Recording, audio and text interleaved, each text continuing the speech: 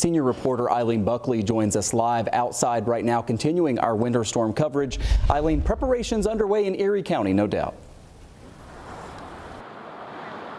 That's right, Michael, and both Erie County and City of Buffalo leaders say they are ready for this winter storm that is about to move in the region tonight and ramp up for Thanksgiving Day.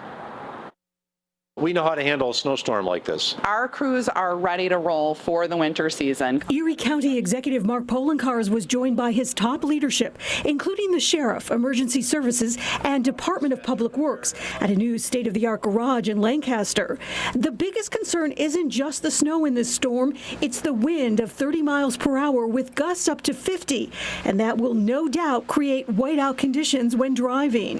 Where you could be driving, it's fine, and then you enter an area where the snow's blowing and the wind's blowing very high, that you can enter into whiteout conditions. Don't be shy about calling 911. That's what we're there for. We don't want you to venture out into dangerous conditions and put first responders in danger. But if you do run into trouble, don't be shy and call 911. Northern Erie County is expected to see 3 to 5 inches of snow. Southern Erie County could get hammered with up to 18 inches, but everyone should be prepared.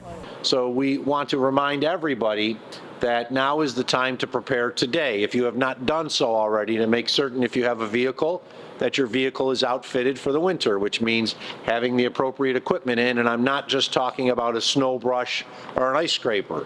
I'm also talking about having extra clothes in there, extra gloves, extra hat, scarf, blanket, in case you did get stuck on the side of the road. If there's a road closure, if there's a driving ban, if there's anything along those lines, work along with us on that, please. The county has 41 plows ready to roll out across the region, and the City of Buffalo has nearly 40 pieces of snow fighting equipment.